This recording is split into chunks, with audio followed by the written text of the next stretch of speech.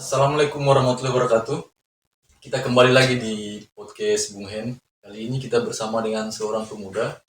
Eh, Beliau ini sangat berprestasi di berbagai macam bidang, khususnya entertain. Jadi kalau teman-teman di sini, di bawah sini, pasti saya yakin tidak ada yang tidak kenal beliau.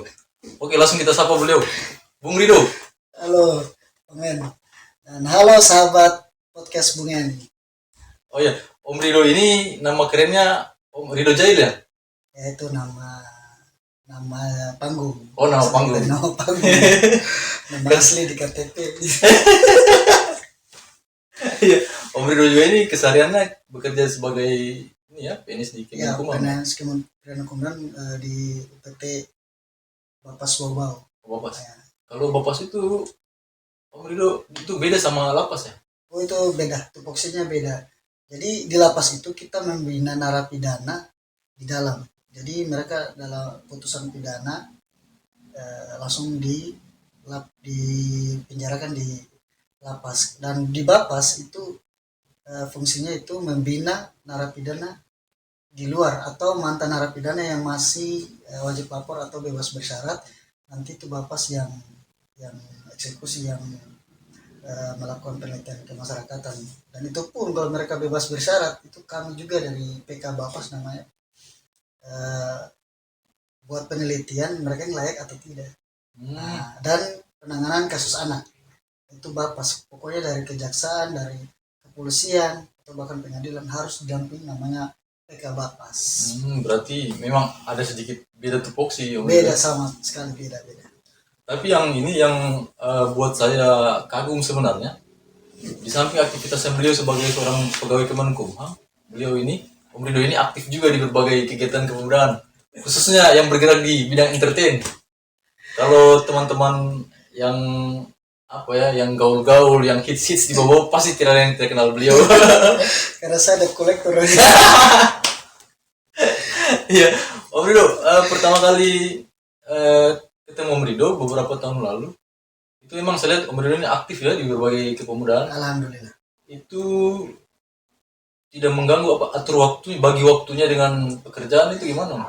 Nah ini kalau soal terganggu pasti terganggu. Kalau membagi waktu itu saya sudah memang betul-betul manage waktu. Tapi kalau misalnya ada job, misalnya kalau saya dipanggil stand up ini, mau di seputar kota Bogor atau di luar kota Bogor, luar daerah, saya lihat dulu dia bertabrakan tidak dengan pekerjaan. Nah, kalau bertabrakan dengan pekerjaan, saya coba izin dulu kalau sama pimpinan. Kalau pimpinan diizinkan, ya saya gas, karena ya cari uang sampingan juga begitu ya. Iya. Jadi saya punya karya itu bisa ambil, kita siapa tahu kalau ada dari segi di situ kita bisa ambil juga di situ. Iya, artinya hobi yang menghasilkan Om ya. Harus begitu.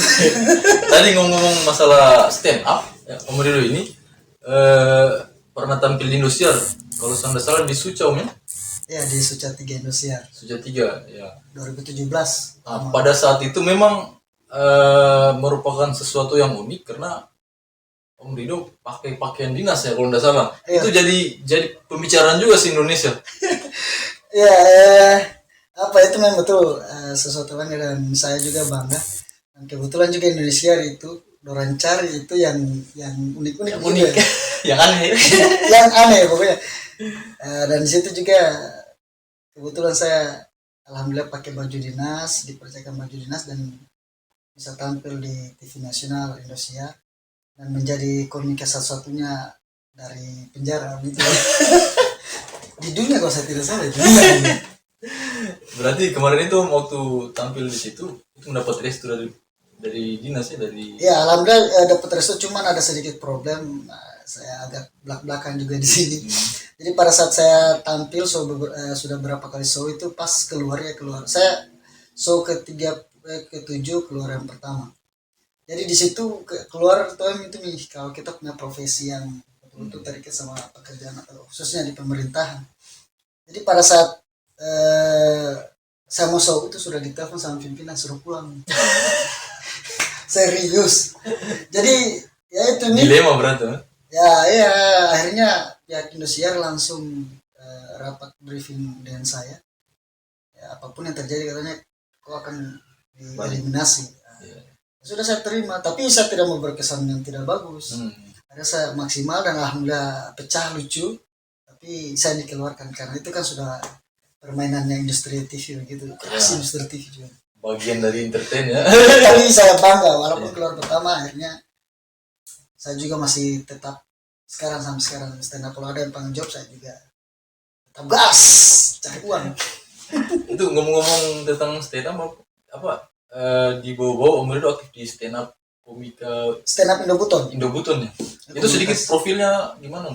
Stand up Indobuton itu saya kurang tahu persis sih berdirinya kapan, karena memang juga salah satu yang aku bilang founder juga bagaimana ya, karena founder itu saya cuma ikut serta di situ orang yang pertama lah, karena founder itu ada Putra Cipoter sama Amal Butun, mereka mau komunitas panggil saya, kemudian kita buat komunitas cari-cari teman-teman yang punya bakat di stand up komedi atau yang belum berbakat tapi ini gabung, kita sama-sama belajar situ sekitar tahun 2014 kalau saya tidak salah.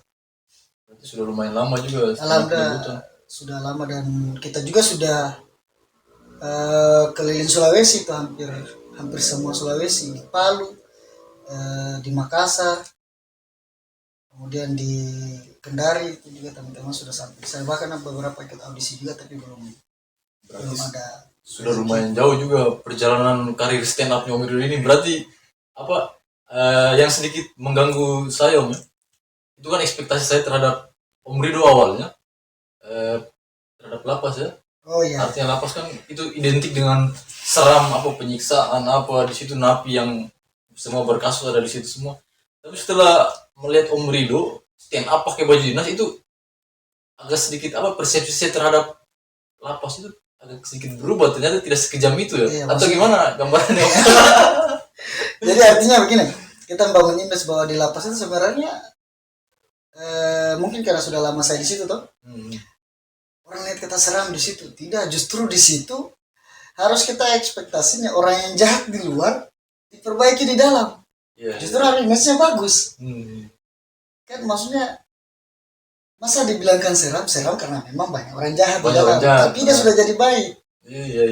Ya, artinya dan alhamdulillah banyak juga yang sudah jadi ustadz, ada bekerja yang lebih baik ya, persentasenya ya sekitar, maksudnya kalau ditimbang-timbang gitu lebih banyak yang berubah lebih bagus. Ya.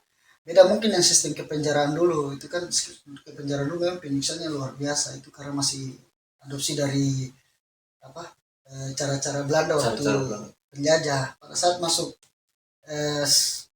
pemasyarakatan, nah di situ memanusiakan manusia begitu. Jadi mereka diajar pekerjaan, diajar soal agama. Jadi saya rasa tidak juga terlalu seram sih.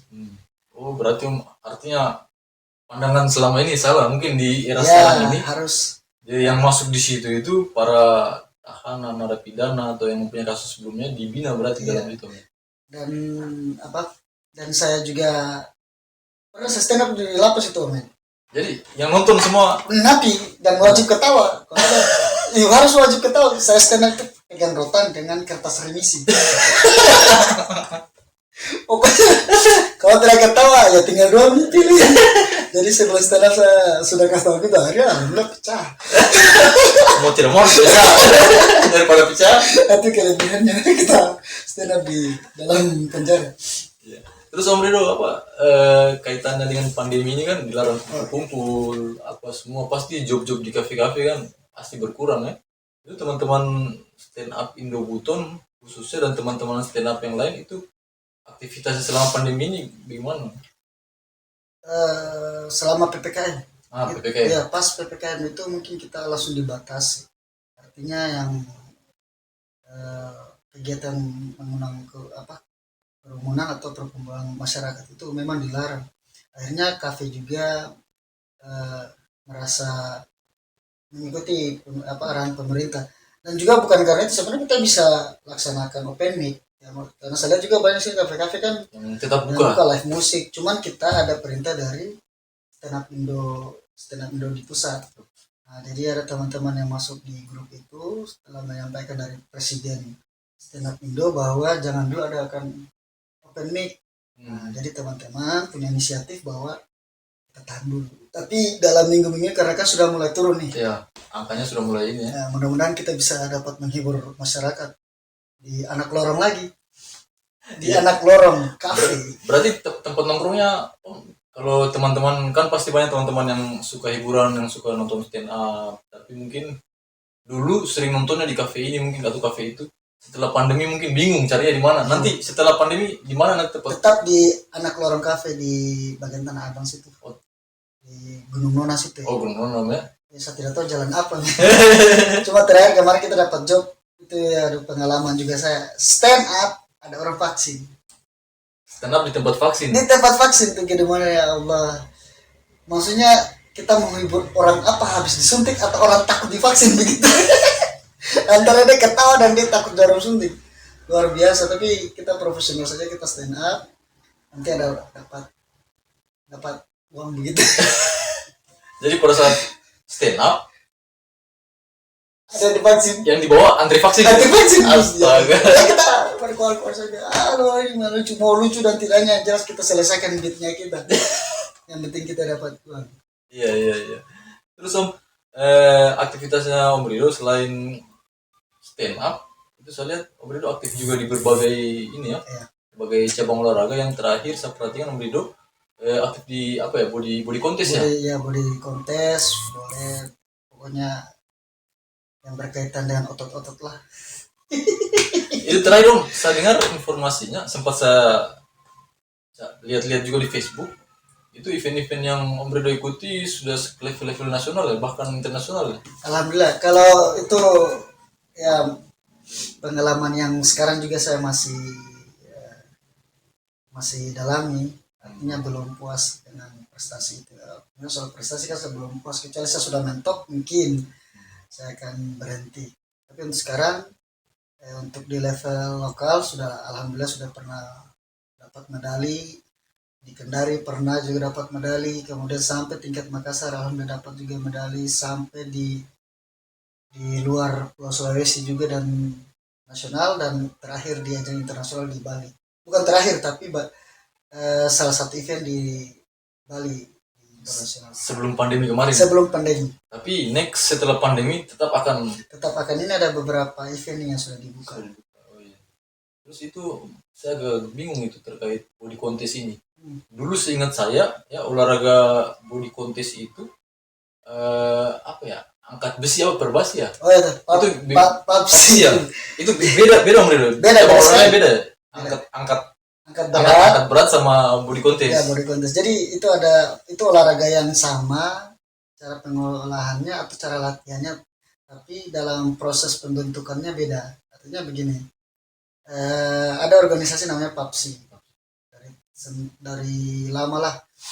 Jadi pada saat 2020 kemarin terpecah. Nah, ada angkat berat sendiri, angkat berat itu PABERSI.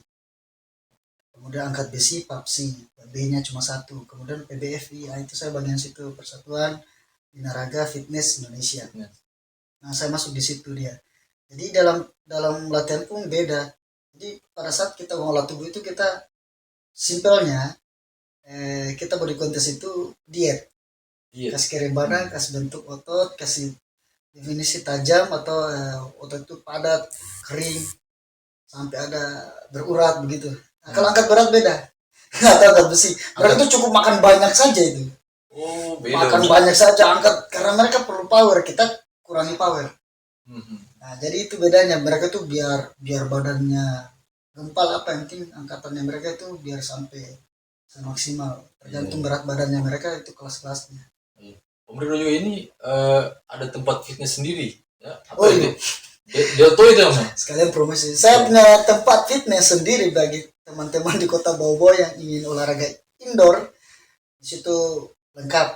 Ada yang kas turun berat badan, kas naik berat badan, mau bentuk otot atau menjadi atlet. Bahkan yang mau jadi atlet tuh dia free di situ, dari suplemen sampai dengan latihannya. Jadi saya kasih free kalau mau jadi atlet. Saya mau cari regenerasi di situ.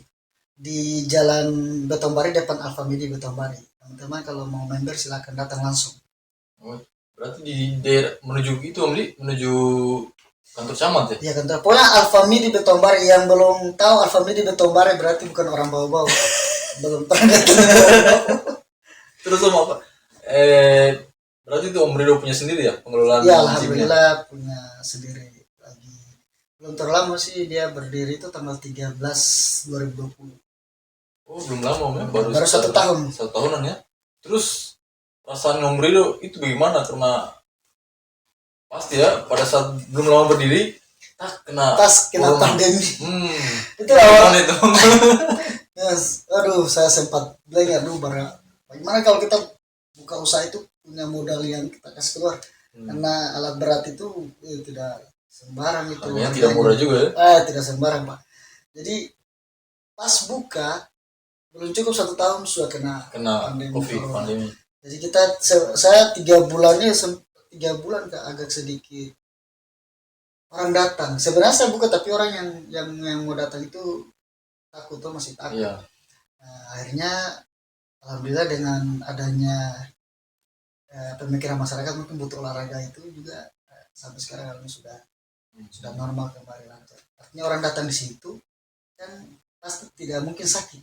Iya. Orang yang datang di Pasti situ orang pasti orang sehat. sehat. Tapi gini Om Rido, apa kalau kita bicara sedikit bukan stigma negatif ya. Sebenarnya masyarakat kita ini banyak yang punya niat ya, pengen body atletis apa semua, tapi entah apakah bukan gengsi ya, apakah mungkin mereka malu-malu atau misalkan mereka belum tahu alamat tempat gymnya, atau misalkan ada yang awam betul tapi dia ingin olahraga, misalkan kan ada juga yang kayak pegawai-pegawai kantoran ya, itu dari pagi sampai sore nggak sempat olahraga, terus dia mau ingin fitness. Saya yakin banyak, tapi ada perasaan-perasaan malu-malu untuk gabung di fitness. Itu bagaimana strategi iya. sebagai marketing? Betul sih, itu sama juga dengan saya dulu. Yang pertama itu memang untuk memulai itu susah. Itu pasti tantangannya. Motivasinya adalah kita mau sehat dulu. Motivasinya buat teman-teman begini. Kan masuk di fitness tidak gratis, pasti bayar. Terus soal bayar mungkin tidak masalah, tapi waktu. Nah, berpikirlah kalian bahwa waktu itu kita masih bisa sehat besok atau tidak. Harusnya berpikir begitu, kita masih bisa sehat atau besok atau tidak. Karena kapan kalau kita tidak berpikir sehat untuk besok, karena kita sakit, soalnya sehat itu tidak mahal. Nanti kadang-kadang nanti sudah sakit baru keluar uang banyak. Kadang juga lihat, aduh kalau begini atau begini. Ini maaf buat teman-teman yang perut gendut atau yang sudah obesitas begitu. Kalian akan menyesal ketika kalian sadar bahwa lemak dalam tubuhnya kalian berlebihan itu beban. Sangat menyesal kenapa saya tidak olahraga. Selamat penyakitnya. Nah, padahal memulai itu harus berpikir itu. Itu saya dapat juga filosofi dari buku yang saya baca, bahwa kalau kita memotivasi untuk olahraga, untuk sehat itu, apakah kita masih sehat besok begitu ya? Jadi berolahraga, dan saya juga tidak menyarankan bahwa harus di fitness, teman-teman. Kalian juga bisa olahraga outdoor seperti jogging atau kardio di tempat. Kardio itu kan kita melakukan aktivitas yang membakar lemak seperti kayak jumping jack, lari punya treadmill, atau senam-senam yoga. Iya. Gitu. Terus kalau kita kita masuk sedikit di fitness ya, itu kalau misalkan di fitnessnya Om Rido ya, buat teman-teman juga misalkan yang masih merasa ragu-ragu atau malu-malu bergabung, silakan langsung saja ke sana. Langsung saja, karena begini pasti berpikir ada instrukturnya. Sering saya tanyakan. Nah, pada saat misalkan nih ada orang awam kan, itu bagaimana pada saat kasih gambaran sedikit, pada saat dia masuk mendaftar pertama itu caranya bagaimana, terus latihannya gimana? Jadi di sana itu di tempatku itu, makanya saya bilang alhamdulillah lengkap. Pas kalian masuk jadi member atau ingin masuk non member, tetap ada namanya tips dan teknik untuk sebagai pemula. Dari instruktur yang sudah disiapkan, nah itu free. Nah, adapun kamu mau fokus tinggal tergantung nih dengan trainernya itu atau instruktur itu, apakah kamu mau serius dengan dia, berarti kamu harus bayar tip dia. Tapi saya sediakan untuk gratis itu 1 minggu. Jadi 1 minggu itu untuk menghafal semua gerakan dengan beban biar Iya. tidak kaku. Jadi mulai pokoknya ada kelas pemula untuk hari pertama, hari kedua, hari ketiga sampai 1 minggu dia bisa Itu masih mandiri nih. masih didampingi sama trainer. Tetap akan didampingi sama trainer. Adapun di sana kalau misal bingung, kalau mungkin referensi YouTube kalian masih agak susah laksanakan karena rata-rata referensi YouTube itu yang sudah ahli. Iya. Nah, dan kalian mau praktekkan bingung gerakannya kayak gimana, di sana sudah tahu semuanya. Instrukturnya sudah bisa tahu teknik bagaimana untuk pemula dan saya sudah arahkan buat instrukturnya bahwa pemula yang ini. Nah, soalnya kan saya nanti sudah jadi atlet baru saya yang trainer Trainer. karena agak sedikit levelnya lebih Oh up iya lagi. iya iya. Jadi buat teman-teman saya langsung promosi. Ya, mau saya tanya kan itu bayarnya gimana, Om? Nah itu bisa. Jadi teman-teman buat mau masuk di Deltas Gym khususnya di eh, daerah Kota Bogor, kalau mau jadi member cukup 300 rupiah, 300 ribu rupiah, 300 ribu rupiah itu sudah 150 registrasi dan 150 untuk member pertama. Dan untuk non member dia harinya itu perharinya itu 25 ribu. Kemudian jadwalnya itu buka pagi jam 8 sampai jam 10 sore, bukanya jam 4 sampai jam 10 malam. Iya iya iya. Itu jadi bebas kalian masuk. Jadi siang itu tidak dibuka. Kalau non member Om 25.000 ya. Kalau saya nggak salah itu sangat murah kalau menurut saya di Indonesia Nah, bahkan. benar. Karena terakhir di Kendari saya pernah temani teman, bukan saya tunggui teman, ada janjian di sana, orang lagi fitness, tempat kita ngobrol. Ya bukan membandingkan harga, tapi di sana nominalnya bisa 4 kali lipat dari. Jadi di Bobo ini adalah paling termurah seluruh Indonesia. Makanya teman. Member saya 300 ribu dan per bulannya iurannya itu 150, paling murah itu. Terus Om, kalau misalkan ikut di program itu, misalkan ya ada yang mau itu bisa ya penambahan berat badan, boleh, mau turunkan berat badan juga boleh ya. Mau jadi atlet juga boleh. Oh, Jadi lengkap di sana. Jadi tinggal dikasih tips free itu. Jadi mau jadi member di sana tinggal konsultasi. Bagaimana pola makan? Di sana sudah lengkap semua di sana. semuanya. Dengan suplemennya juga kebetulan juga. kalau bentar Om, suplemen misalkan ya, suplemen ada teman-teman yang mau gabung sama di tempatnya Om Ridho di Deltois, itu gambaran suplemen itu apakah kita boleh olahraga saja tanpa menggunakan suplemen, itu dampaknya bagaimana, dan kalau olahraga dengan suplemen itu bedanya kayak gimana? Nah, sangat beda Om. Jadi suplemen itu atau orang bilang susu itu kan bukan suplemen sebenarnya, itu adalah nutrisi tambahan untuk menambah gizi dari makanan kita. Jelas dia lebih tinggi proteinnya karena protein yang kita bisa dapat dari bahan-bahan alami yaitu ikan tuna, dada ayam, kemudian telur, kacang-kacangan itu yang dari nabati, yang hewani tadi. Nah, kalau perbedaannya yang menggunakan suplemen nanti itu sudah paling kelihatan sekali Om. Jadi makanya saya bilang tambahan nutrisi. Dan suplemen itu seperti bisa BCA, di situ namanya BCA itu adalah fungsinya untuk recovery otot. Jadi otot-otot yang kita sudah latihan dia akan terpecah itu. Otot akan pecah. Nah, itu recovery fungsinya untuk dia menambah dan melindungi otot yang robek. Kalau tanpa suplemen dia akan kempes lagi tuh. Oh iya. Dan saya yakin itu pasti akan dia kempes kembali. Karena tidak ada dorongan gitu. Itu ahli gizi yang tahu dengan ahli gizi sama yang ahli nutrisi itu. Pasti dia tahu sekali. Sama amino. Nah, amino kan kita punya asam amino itu bisa dapat dari bahan makanan biasa, tapi dia belum terlalu tinggi. Nah, asam amino ini yang ada di suplemen. Nah, itu justru menambah massa otot. Iya. Jadi buat teman-teman itu kalau macam mau fitness itu kan di tempatku juga kalau mau beli suplemen silakan. Tapi jangan heran kalau lama begitu. Nah, karena kalau saya biasa tuh bandingkan Omen dengan motor. Kalau saya kasih analogi gitu. Ada 2 orang beli motor yang sama, keluarannya sama, modelnya sama. Yang satunya dia tidak modifikasi. Nah, yang satunya dia modifikasi, dia kasih knalpot racing, dia kasih kap yang bagus. Pokoknya biayanya biaya tambahan lah. Biaya tambahan. Nah, pasti kelihatan beda kan kalau lihat performanya, dari model. Nah disitulah kalau mau pakai suplemen pasti harganya Ya, ada mahal. Kalau yang biasa ya biasa saja. Jadi kelihatan biasa-biasa saja begitu. Tapi- Tapi tetap sehat, cuma bentuknya yang beda. oh iya. Kalau sehat sih sama.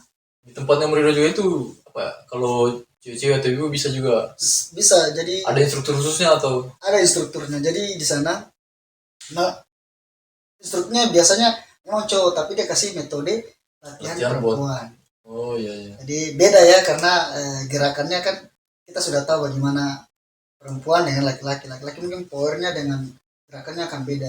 Jadi karena juga hormonnya perempuan dan laki-laki beda, jadi cara latihan dengan range waktu itu akan pasti beda. Iya iya. Oke Om. Apa? Sekarang kan kita lagi menghadapi Porprov ini Om. Ya. Ya kita bicara olahraga lagi. Ah. Olahraga apa ya? Porprov ya? Porprov ini body contest ini sudah dipertandingkan atau belum Om? Kalau di daerah lain sudah Ini kan kita nanti tahun depan ya. tahun depan Porprov. dan insya Allah mudah-mudahan sih kalau SK-nya sudah di ACC di provinsi, Provinsi. mudah-mudahan di sini sudah dipertandingkan kan ada persyaratan. Kalau saya tidak salah 5 korcap plus 1. Kalau sudah 5 pengurus di daerah udah bisa. plus 1 ya sudah bisa dipertandingkan. Kalau misalkan dipertandingkan Om, potensinya kita sendiri untuk mendapatkan medali di situ besar. Ya? Kalau saya ini ya Nah, maksudnya Kalau gambaran, saya- gambaran gambarannya petanya. karena kan mungkin saya juga pernah bertarung di Kendari di Bogor juga. Karena rata-rata waktu saya bertarung di Kendari juga yang juara juga banyak orang Makassar, orang Ambon. Yang lokal Kendari masih minim Masih juga. masih kita bisa masih fight Iya, begitu. iya. Jadi insya Allah peluang dengan teman-teman yang sama-sama latihan di sana dengan saya itu insya Allah kalau PBFI sudah bisa dipertandingkan saya bisa jaminkan dapat emas. Amin. Semoga dipertandingkan lah. Iya makanya saya bilang dan itu juga membuktikan Amin bahwa saya ini betul-betul atlet body contest begitu karena setiap saya berangkat di sana saya pulang ya walaupun kita bawa nama daerah tapi ya kita bilang gitu mungkin maunya saya menyanyi lagu dangdut hari. Iyalah. Artinya tidak bisa kita pungkiri juga ya di daerah kita ini banyak lah di daerah pada umumnya khususnya ya termasuk kita juga. Banyak atlet itu jarang kecuali terkenal dulu baru. Oh, iya makanya saya menyanyi dangdut. Kalau apa cabur-cabur lain tidak ada yang komunikasi ya buat latihan kan jujur saja kalau saya lihat di sini itu fasilitasnya sendiri masih minim ya fasilitas Ya, untuk untuk sementara atlet kan fisik. kebutuhan utamanya atlet ya untuk menjaga fisiknya itu tempat alat fitness itu sangat dibutuhkan itu tidak ada komunikasi kerjasama ya dari Pemda atau Pemkot. Makanya saya menunggu saja Om sebenarnya. Artinya saya menunggu niatnya pemerintah dalam hal ini KONI KONI atau cabur yang di bawah KONI ini kalau mau serius saya di situ tersedia tempat dan kalau khusus atlet sih saya punya kompensasi begitu ada maksudnya beda harganya atlet begitu ya Ada diskon lah. ada diskon tapi ada persyaratan tertentu Iya iya. dan itu nanti kita bicarakan di kontraknya Iya. bukan di sini dulu. Kalau mau ingin dapat diskon oleh cabur-cabur lain untuk latihan fisik datang ke saya di situ kita bahas kontraknya karena saya tidak mau alat tempatku itu hanya dipakai begitu saja jadi kita profesional begitu Iyalah. karena apalagi masalah birokrasi jadi kita harus perlu kontrak begitu. Apalagi kalau mau dibilang ya masih jarang ya masih Masih langka jarang. sekali tempat fitness di sini di Kota Bogor.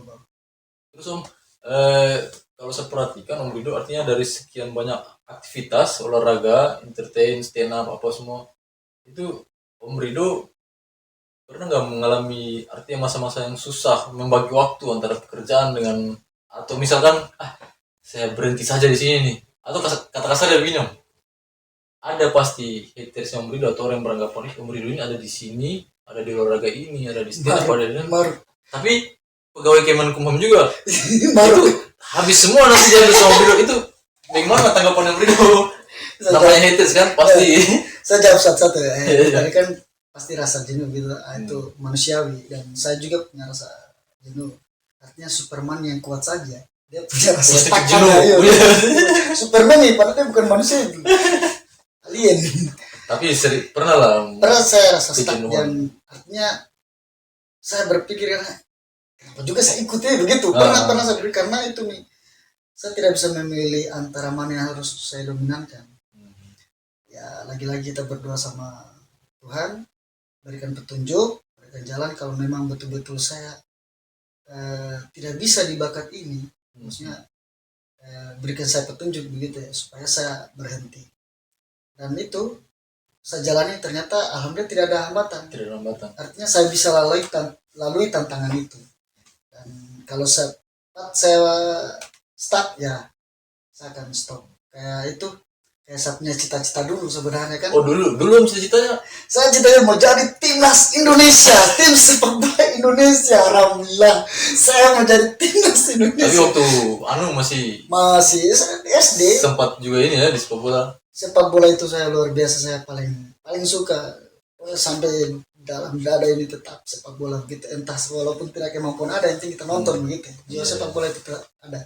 Jadi karena saya sekolah kan waktu di Ambon, di SD di Ambon, jadi karena mungkin di liga sekolah menang terus terus di situ nih punya motivasi dan punya keinginan bahwa menjadi timnas begitu.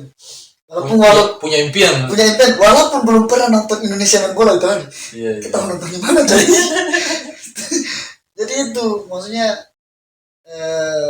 yang kedua tadi masalah haters. Tanggapannya orang kan, Om Ridho ini semua habis kan nih. Sebenarnya kalau lihat dari sisi positifnya itu apapun kita bisa sebenarnya. Saya sebenarnya tidak memaksakan diri untuk melakukan ke situ, bukan. Saya punya perasaan begitu. Saya kesana, saya coba dulu. Gitu. Dulu kan pernah juga saya menyanyi, tapi potensiku tidak terlalu bahkan tidak terlalu ya paling hanya sebatas karaoke di rumah gitu. Jadi asli walaupun orang bagus saya kayaknya saya tidak ini, jadi saya tidak paksakan di situ. Ada stand up komedi saya coba latihan kayaknya enjoy ini, enak mengeluarkan unek-unek kita di depan orang yang diketahui itu asik. Akhirnya saya lakukan dan alhamdulillah kan sampai pencapaian sampai nasional. Walaupun saya belum merasa bilang saya ini komika nasional, itu nanti terserah orang yang mau bilang saya. Tapi sudah, kalau menurut saya itu sudah nasional. Itu hanya itu, tapi saya kayak belum puas di situ, jadi saya harus belajar lagi. Kemudian fitness awalnya kan saya ini tinggi 164 coy. Maksudnya saya berpikir benar itu harus tinggi besar, tapi ada yang memotivasi saya dan saya melihat referensi yang begitu banyak dan cara-caranya, tekniknya, dan aku bisa sampai di nasional juga. Jadi cuma sepak bola itu memang saya stuck karena memang saya juga bilang kemampuan ini tidak terlalu profesional itu begitu. Jadi ya saya tarik diri, jangan juga maruk gas. Berarti apa ya, kalau saya lihat Om Ridho ini mencoba mencari menggali bakat-bakat ini ya. Tapi saya lihat banyak juga Om Ridho ya, banyak juga orang punya bakat tapi karena faktor malas atau itu juga tidak mau menggali atau mungkin terlalu cepat puas sehingga ya begitulah. Yang jelas kalau teman-teman semua yang punya bakat, yang punya ini tapi tidak mau menggali, yakinlah akan ada Om Ridho banyak yang menumbai. Itu saya pernah dengar filosofi dari seorang pembalap motor GP, Lorenzo Itari, mengatakan sama alam manusia menceli kan waktu dia almarhum. Nah itu memang motivasi buat saya betul. Ambisi itu jangan ambisinya kita melebihi bakat. Iya, melebihi kemampuan. Iya, maksudnya kok sudah tidak jatuh orang yang betul kayak gagal. Saya tidak terlalu percaya bahwa kegagalan adalah sukses yang tertunda. No. Oh gitu ya. Saya tidak terlalu begitu. Kalau sudah 10 kali gagal, berarti kesuksesan bukan di situ begitu. Ganti lagi banyak itu pintu rezekinya Allah Subhanahu wa taala itu dia buka itu. Iya. Masa kau mau gali terus di situ, nyata-nyata jalan buntu. Kemampuanmu sudah stuck di situ, sudah terbatas. Ada di samping kemampuanmu di situ kok abaikan begitu. Jadi buat teman-teman kalau merasa kreativitasnya kalian begitu saja tidak berubah, makanya kalian cari bakat yang lain, masih banyak gitu. Kecuali kau sudah diangkat otakmu. Iya. Terus kita mau ngomong sepak bola tadi, eh, Om Rido juga pernah menjabat ketua ikatan fans club dan ketua PRMI ya, Pena Real Madrid Indonesia. Itu kecintaannya Om Rido terhadap sepak bola barangkali tidak bisa menjadi atlet, Ya, tidak bisa profesional, terpaksa hobi itu tetap ya dengan cara menonton, mendukung, kemudian masuk dalam komunitas-komunitasnya yang penting berkaitan sepak bola itu seperti saya bilang, kita tidak paksa, ada cara lain gitu. Jangan kopaksa saja. Ntar kita jadi supporter saja. Kalau gambaran PRMI sendiri Om Rido di bawah itu PRMI Pena Real Madrid di Indonesia, dan alhamdulillah kita sudah official ya. Dulu regional dengan beberapa pergantian ketua dan beberapa polemik dan hambatan yang kita hadapi dari teman-teman. Sekarang alhamdulillah kita cuma pandemi ini agak kurang kegiatan. ya semua Kita pasti aktif semuanya sama fans club begitu. Itu jadi nonton bareng kadang jarang gitu. Kita dari jarang karena itu. Kita tidak terlalu berpotensi untuk kumpul-kumpul, apalagi kita dalam komunitas PRMI banyak nakis. Otomatis. Jadi kita ikuti saja mereka. Tapi tetap ya, artinya kita bicara Real Madrid. Ya, kita lihat Liga Spanyol sekarang ditinggal 2 gotnya. Itu tanggapan Om Rido bagaimana? Apakah akan ada penonton-penonton yang masih menyaksikan? Sebenarnya ini adalah yang saya tunggu-tunggu. Saya tunggu-tunggu. Jadi kalau menanggapi 2 gol ya, Ronaldo adalah fenomena yang luar biasa. Bukan hanya Real Madrid ya, kan mereka Juventus juga dan Juventus sudah merasakan itu. Sama dengan merasakan kita juga, dan fans MU juga. Garansi itu jaminan. Jadi menurut saya untuk kepindahan 2 gol ini antara CR7 dan M10 ini, untuk Real Madrid itu memang butuh beberapa fase sehingga mereka bisa move on kembali, karena ada beberapa pemain itu seperti Marcelo itu agak sedikit down ketika kepergiannya Cristiano Ronaldo, karena dia tahu itu maunya sudah tandem yang paling kuat. Karena beberapa pemain juga akhirnya pemain Real Madrid nanti bisa bangkit pada saat nanti kembalinya Zidane. Iya, karena seperti kan itu setelah keluarnya Ronaldo masih ada beberapa musimnya itu kayak agak down sedikit. Masuk Liga Champions paling gugur di 8 besar. Itu pun dikalahkan Ajax. Jadi Dortmund. Apakah itu yang dialami sama fans Barcelona sekarang? Sekarang kan ditinggal gotnya itu kita perhatikan ya agak down lah di awal musim. Kalau ini bicara soal Rivas agak sedikit keras ya. Ya namanya polisi saja kan. Pokoknya dia tunggu ini fans Barcelona diundang.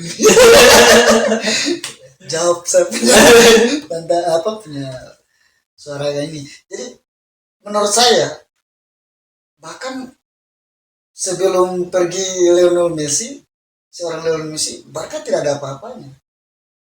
Tapi Barca itu ada merasa guncang setelah pergi Xavi Iniesta. Iya sih, kalau saya perhatikan juga ya Barca ini nyawanya sebenarnya Messi memang iyalah, tapi Xavi Iniesta ini mencari penggantinya itu sampai sekarang. Soalnya mereka tuh jadi momok menakutkan buat dari Bayern Munchen. Iya. Padahal ada Messi loh.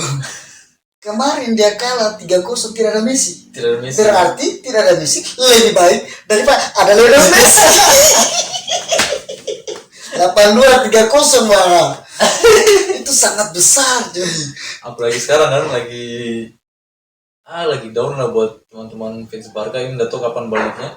Tapi kalau saya lihat keputusannya Messi untuk pindah ke PSG sebenarnya agak sedikit kontroversial sih. Ya, karena mengingat sekelas GOAT harusnya kan mencari tantangan di liga yang lebih baik lah. Karena seperti kita tahu Liga Prancis juga ini kan liga peringkat nomor 6 dunia. Padahal dia itu salah satu atlet yang banyak penghasilan. Tapi sekarang sudah digeser Ronaldo. Ballon d'Or juga banyak Om. Saya kurang tahu itu apakah itu betul atau tidak, karena Om Rido tahu nggak Ballon d'Or habis berapa? Saya tahu kayaknya 6. Dan banyak sih seharusnya, bahkan saya bilang karena berarti kayak saya bilang hitung-hitung pemain Barcelona dan Madrid, berarti Luka Modric lebih bagus dengan Xavi Iniesta. Iya. Karena Luka Modric dapat Ballon d'Or Xavi Iniesta menonton Messi dapat Ballon d'Or. Dapat Piala Dunia Euro 2 kali. Iya Piala sih, Dunia 1 Piala kali. Dunia. Harusnya kayak gitu, harusnya itu siapa yang dapat.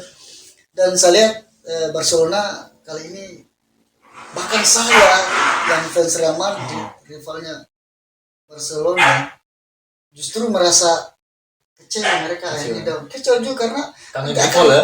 harus rival kuat dong. Gitu. Maksudnya supaya kita mengangkat La Liga itu jangan Liga Petani. Ini godnya malah lagi di Liga Petani. Aduh. Itu yang bikin saya angkat akhirnya. Rawan tahun depan ini La Liga ini Iya turun sih. ini. La Liga agak-agak down semenjak ini ya, semenjak kepergiannya. Xavi Iniesta. Oh, Xavi Iniesta. Oh, dia dong ini. Xavi Iniesta. Kepergian Xavi Iniesta itu Barcelona kacau, dan akhirnya transisi dan pergantian pelatih yang Wah, obrak-abrik, ganti, gonta-ganti, apa semua akhirnya ya. saya kira Barcelona itu ya ini ya tergantung pelatihnya, padahal tidak juga. Memang Xavi Iniesta itu berpengaruh, buktinya Guardiola pindah ke Manchester City saja, City di champion tidak pernah dapat. Sudah berapa, bahkan membeli pemain itu Jor-joran tapi tidak sangat habis-habisan dia habiskan uang, teman-teman mitra olahraga. Habiskan uang yang mungkin dari Barcelona dia ambil pemain akademi, kalau di City tidak ada. Arab tuh, Arab. Terus pertama kali suka Real Madrid awalnya. Kalau suka Real Madrid beda deh, saya suka bola dan suka Real Madrid. Kan banyak kan yang fans Madrid sukanya Madrid pada saat ada Ronaldo. Ya, kalau Om Rido mungkin. Tapi itu wajar-wajar saya, Ya. Kalau orang suka Ronaldo ya mungkin lahirnya mungkin pas dia suka bola di Ronaldo itu. Suka bola pada saat nonton Ronaldo ada di Madrid. Berarti kita sangat tua ya. Sangat tua kita ya. Jadi saya dulu waktu apa ya suka nonton UCL. Ya, saya ingat generasi itu Hierro. Iya, pelatihnya Vicente Del Bosque. Tapi saya sudah tua ya. Saya sebelum Del Bosque itu saya sudah itu pertama kali saya ke Madrid kan. Nah, saya nonton Real Madrid itu si Raul Gonzalez. Ini suka Real Madrid tapi bukan suka bola, beda. Jadi saya suka Real Madrid itu dari Raul Gonzalez El Blanco. Dia itu pemain nomor 7, menjadi striker murni dengan gol yang paling ajaib sebelum saya lihat Lionel Messi. Dia itu sudah gol chip. Iya. Dia kasih bodoh-bodoh kiper itu dengan gol chip paling dekat, jarak dekat. Tidak punya skill, tidak punya apa, tapi kalau gol paling cantik. Dan Prince of Real Madrid. Pertama kali jatuh cintanya pada saat lihat Raul main ya. Luar biasa. Makanya saya pakai nomor 7. Terus itu dari saya SMP. Ya, SMP saya nonton Real Madrid. Karena Om Rido kan identik dengan nomor 7. Jadi orang kenalnya Om Rido Ronaldo. Iya, Rido. Padahal sebenarnya nomor 7 Raul Gonzalez. Raul. Bahkan ini itu tuh suka Real Madrid. Bahkan saya punya idola pemain sepak bola itu Rui Costa. Jauh. Rui Costa Rui Costa itu kan dulu kan kita hanya nonton Piala Dunia. Punya negara. Jadi Rui Costa itu makanya saya sampai sekarang bahkan mau Brasil jago, mau Argentina itu saya idolakan Portugal. Bukan dari bungkus rokok, bukan. Bukan dari bungkus rokok. Kan banyak juga itu orang taunya negara-negara idola sama timnas. Iya. Yang ada bungkus rokok. Itu pun saya heran juga kenapa Cristiano Ronaldo ada di bungkus rokok. Ada di bungkus rokok ya. Jadi waktu itu Rui Costa main di Portugal dan kemudian saya nonton Liga Italia. Iya. Karena waktu itu memang La Liga belum ada, Champion belum ada disiarkan. Jadi waktu itu Liga pertama stasiun TV pertama siarkan Liga Italia kan RCTI dengan majalah Total Football. Jadi pada saat itu masih top-topnya ya Liga Italia. Total Planet Football. Yang Dik Doan tuh pasnya. Jadi waktu itu kaget saya lihat ini Rui Costa ternyata main di tim warna ungu ya Fiorentina. Pas dia pindah di Milan, pas sering nonton Milan kaget juga tuh. Pas sering nonton bola, saya lihat Juventus di situ si Zinedine Zidane. Nah, itu fenomenal memang. Di situ saya lihat keren sekali dan ternyata dia menang Piala Dunia lawan Brazil. Nah, di situ bisa astaga, dan lebih kaget saya dan saya kagumi dia Muslim. Artinya gini, Jarang loh kita lihat Jarang. pemain Muslim yang hebat. Sekarang kan sudah banyak, Ah. ada Muhammad Salah, sudah banyak ada Benzema. Jadi saya kaget selalu ini orang baru skill itu, makanya teman-teman di Bone-Bone dulu lihat Zidane itu pawang bola memang betul dia. Dan terbukti dia pindah di Madrid, artinya Efeknya sudah jodoh. terasa. Sudah jodoh. Madrid betul, Madrista betul. Dan itu belum ada fans klub, kita saja sudah baku sering ganggu itu dan Iya. teman-teman dulu. Dan belum, bahkan saya belum tahu bahwa itu fans apa lawannya atau rivalnya El Clasico itu Barcelona. Barcelona. Belum tahu. Karena pada saat itu musim-musim itu Barcelona belum terlalu ini ya. Ya, Pada zamannya Patrick Kluivert masih belum Iya. terlalu ini lah. itu kan tragedi El Clasico panas itu waktu Luis Figo pindah di Barcelona sebenarnya. Ya, dendam dari Sampai itu kan. dilempari kepala babi itu. Nah, di situ kan El Clasico itu kan yang dipertontonkan bahwa Zidane sama Ronaldinho. Ronaldinho. Karena sama-sama Ballon d'Or ini. Ah. Jadi ya, masuklah si botak pelentos juga, si Ronaldo Nazario. Ronaldo Nazario. Dia dari Barcelona juga. Iya. Memang dia tidak ada hatersnya, cuma pemainnya fansnya mereka yang bikin manas. Awalnya kan Nazario itu sebelum ke Italia juga di Barcelona ya. Dia Barcelona dulu. Hmm. Dan sebenarnya tapi sudah ada Amerika Figo, itu dia kembali ke Inter. Figo juga kan dia dari Barcelona kan, Figo Barcelona. pindahnya ke akhirnya di lah. Les Enrique dari Real Madrid. Oh, lu sendiri dari Real Karena Madrid. Real Madrid dia striker di Real Madrid. Pindah ke Barcelona. Oh, berarti mungkin awal mulai El Clasico itu dari Memang saling dia. garis keras ya. Makanya yang tidak punya haters pindah di rival cuma Ronaldo Nazario. Dia pindah Madrid ke tidak ada hatersnya. Dia pindah Inter ke Milan tidak ada juga hatersnya. Iya sih. Tidak ada Dari Inter hatersnya. ke Milan juga dia. Makanya dijuluki fenomeno kan. Fenomena. Nah, Terus kalau apa teman-teman pendukung Madrid sendiri Om, pada saat pandemi ini masih tetap solid ya, walaupun mungkin nontonnya harus dari rumah ya. ya. Ada beberapa nobar sih tapi yang datang juga kan memang kita maklumi kan karena rata-rata lah liga kan main subuh Ya. atau Liga Champions main subuh, cuma beberapa tapi tetap kita nobar karena itu akan menjadi dokumentasi di pusat. Pusat. Nah, mungkin kita nonton dalam protokol kesehatan. Berarti lumayan banyak di sini pemuda ya. Artinya fans Real Madrid di bawah-bawah ini lumayan banyak lah. Alhamdulillah banyak ya, mungkin karena tim hebat gitu. Ya. Tapi Ronaldo efek tuh. tidak bisa dibantah. Ya, Ronaldo efek itu luar biasa. Saya memang fansnya lama tapi Ronaldo efek itu luar biasa. Sebenarnya saya tidak terima, tapi itu fakta. Iya, tanya saja yang dari Juventus, Ronaldo efek dan apalagi sekarang fans MU. Iya. Bahkan kaget. Christian CR7 ini pernah main di MU kan? Bocil. Kaget dia. Ternyata si Ronaldo ini pernah main di MU. Astaga. Berarti buat teman-teman pendukung Real Madrid juga yang ingin gabung-gabung di komunitas itu teman-teman banyak loh di bawah ini di Ya, teman-teman PRMI. atau langsung ke Instagramnya. Jangan Instagramnya. PRMI bau-bau underscores. Nah, Itu saja itu namanya. Pokoknya ketika saya PRMI bau-bau muncul nih. harapannya Om Rido di UCL Madrid pencapaiannya gimana? Harus juara. Kalau target harus juara. Kalau kita bahas UCL sebenarnya saya malas bahas UCL. Kalau Madrid itu kayak apa ya? Kayak jodoh ya, apa kayak DNA UCL itu. Yang penting masuk final pasti juara. Apalagi pelatihnya sekarang Ancelotti. Itu memang Spesial Liga Champions dia sudah pernah. Soalnya La Decima itu hari. Kan sudah kalah 1-0. Dibalikin 4-1. Menjadi momok buat Atletico Madrid. ya, pokoknya sukses terus lah buat Real Madrid, semoga musim Amin. ini Juventus bisa juara. Ronaldo. Oke Om Rido, harapan Om Rido artinya setelah cerita sama Om Rido tadi, saya lihat boleh saya katakan Om Rido ini ambisius, tapi semua dilakukan dengan serius dan terukur. Ya. Artinya banyak juga yang sekedar ambisius tapi tidak bekerja keras. Saya lihat Om Rido tipenya tipe apa ya, tipe pekerja keras, walaupun punya bakat dia orangnya tidak cepat puas diri. Itu harapan Om Rido setelah pandemi ini, kegiatan-kegiatannya apa saja Om? Alhamdulillah kalau setiap mudah-mudahan cepat ya. Ya, Terakhir amin. pandemi ini harapannya saya ya di pekerjaan kantor Karirnya bisa karirnya bisa di up lagi, kemudian dalam berkarya justru lebih cari yang berbeda lagi. Maksudnya Ya. sudah bukan bukan bukan ini ya, bukan apa bukan apa tema yang berbeda, bukan karya yang berbeda itu maksudnya musik ini, bukan maksudnya stand up comedy lebih dikembangkan dengan cara yang berbeda. Oh iya, iya. Kemudian juga saya selama pandemi kemarin main film. Nah, itu juga cara cara yang berbeda. Sebenarnya saya berjinkan ini.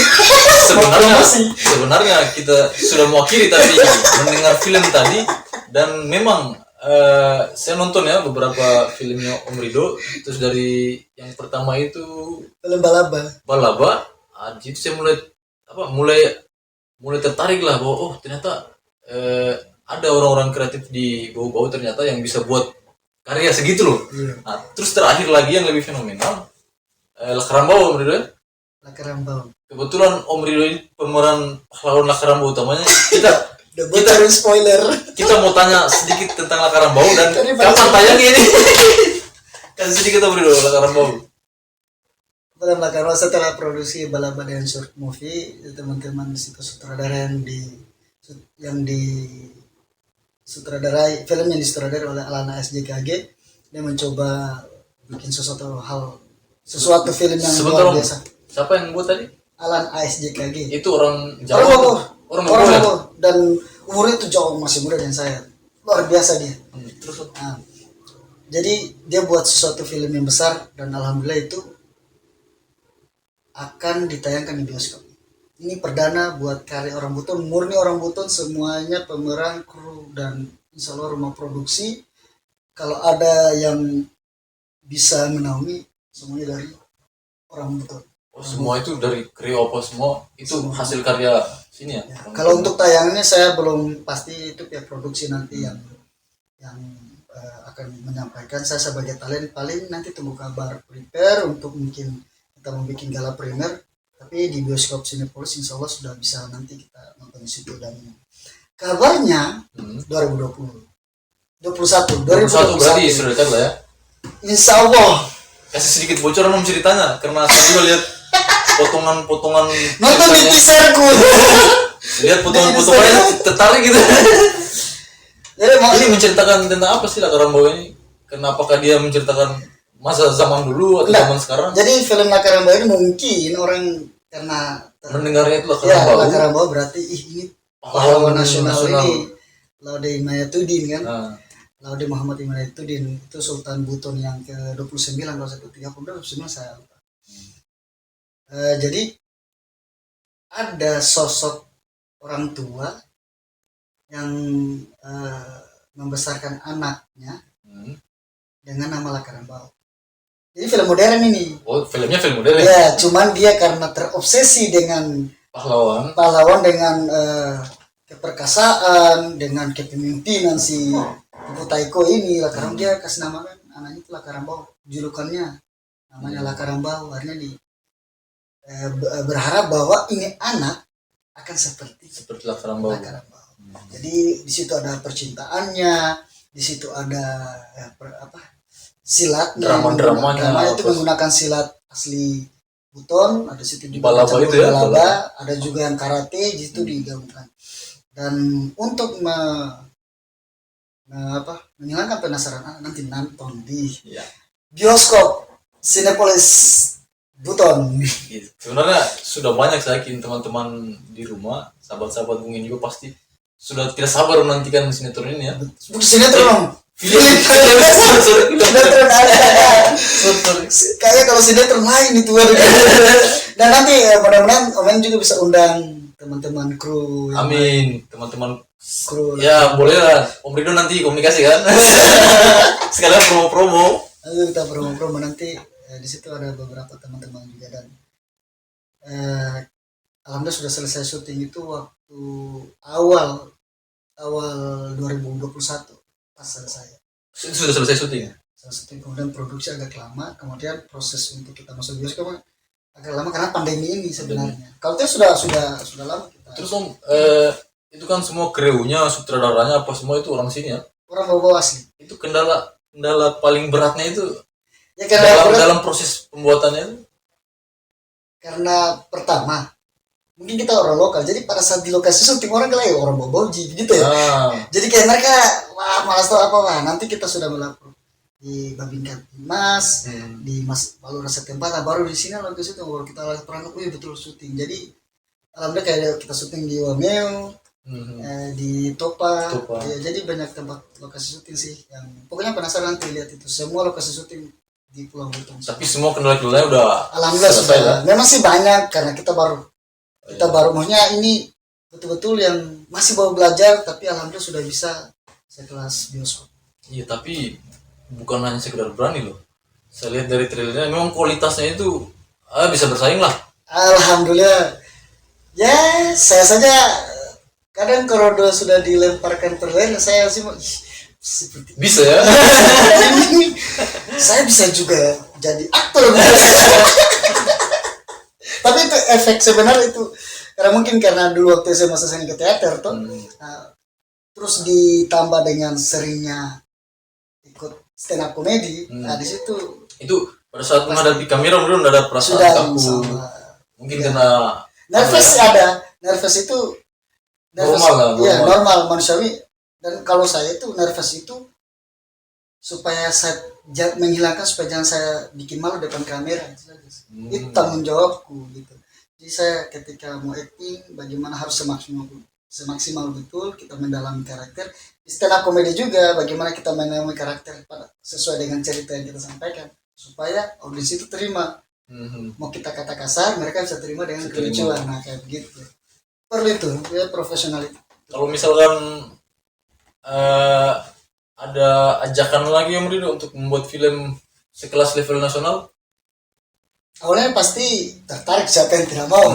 Nah lagi-lagi kayak itu.